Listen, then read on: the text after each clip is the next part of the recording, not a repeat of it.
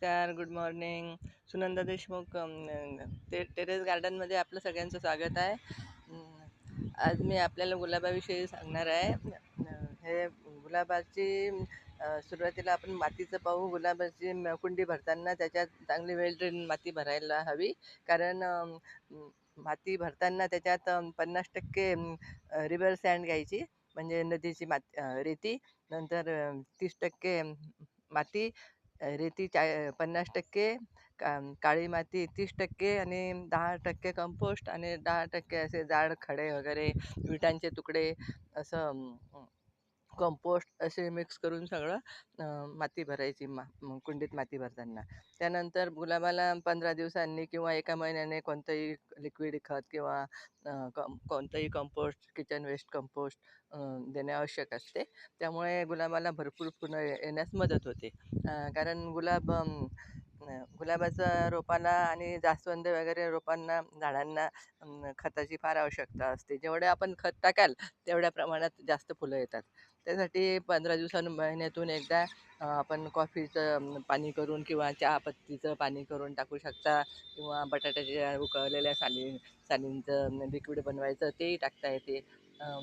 घरातील kitchen waste कंपोस्टपासून केलेलं खत, नंतर गवऱ्यांचं शेणखत असं, किंवा गांडूळ खतही चांगलं असते पिकांच्या झाडांसाठी.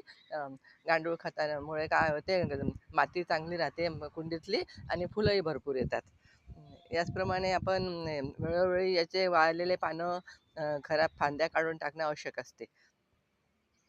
कुंडीतील माती चांगली वेल्ड नसल्या मुळे काय होते, आपलं कुंडीत पाणी साचून नाही राहिले पाहिजे. कुंडीत पाणी साचून राहिल्यास गुलाबाचे मुळं सडतात आणि गुलाब आपला खराब होते. त्यासाठी कुंडीत पाणी साचायला नको.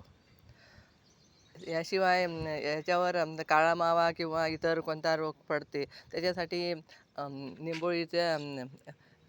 निंबोळ्या पाण्यात भिजू घालून त्याचा स्प्रे करायचा, किंवा नीम ऑइलचा स्प्रे करायचा, किंवा आपण कोरफडचे पानं रात्रभर पाण्यात भिजू घालून ते पाण्याने स्प्रे केल्यास फार छान होते. ऑर्गॅनिक स्प्रे होते तो.